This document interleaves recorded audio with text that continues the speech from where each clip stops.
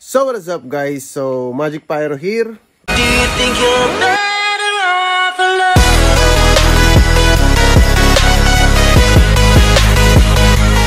Okay, so bare months na mga lodi. Okay, bare months na mga lods. Syempre alam na natin yan sa mga pyro lover dyan. Shout out sa lahat ng may mga stash na dyan mga lodi.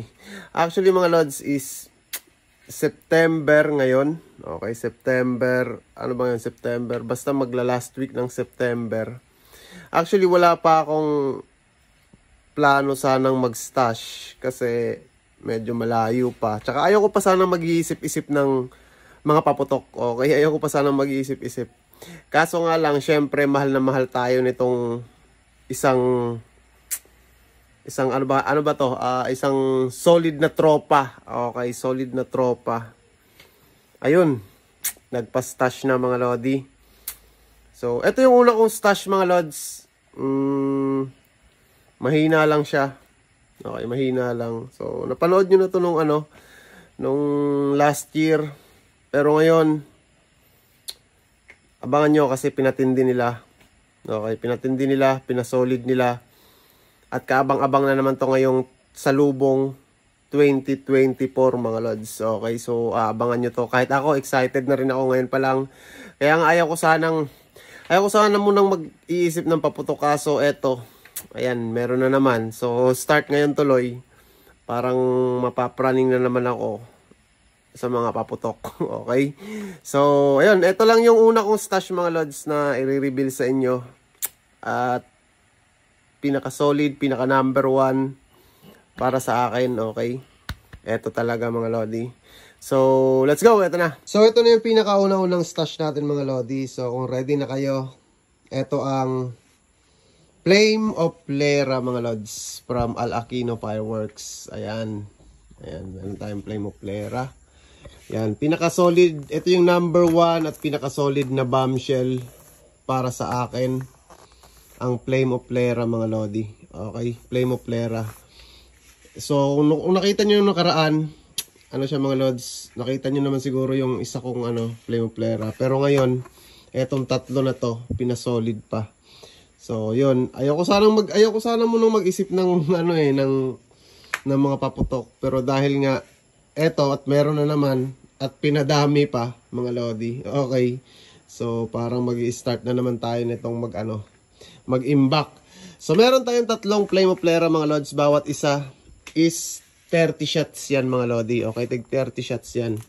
Tig 30 shots yan. So, meron tayong tatlo. So, meron tayong 90 shots na bombshell na Flame of Lera from Al Aquino Fireworks mga lodi. So, sa lahat ng mga gustong miscore ng Flame of Lera, ayan. Check nyo lang yung Facebook page na lods. Okay, may contact doon or i-message nyo mga lodi. Magre-reply naman yan sila mga lods. Kaso nga lang, pabilisan to mga lods kasi nagkakaubusan sila ngayon. So, yun lang ang maano ko lodi. Kung naghahanap kayo ng solid Flame of Lera ng Al Aquino Fireworks, napaka-solid. Etong tatlo lods, to lods ito na naman yung special na naman to na para sa atin. At kakaabang-abang na naman to ngayong 2024, sa lubong 2024. So, tatlo ang aabangan natin mga lodi na Flame of Lera. Kaso nakalimutan ko kasi yung mga pangalan Basta may mga Ayoko muna sabihin na lang siguro. Okay, ayoko muna lang sabihin. Gusto ko abangan nyo sa salubong 2024 mga lodi. Kahit ako excited ako. Gusto ko nang sindihan ngayon.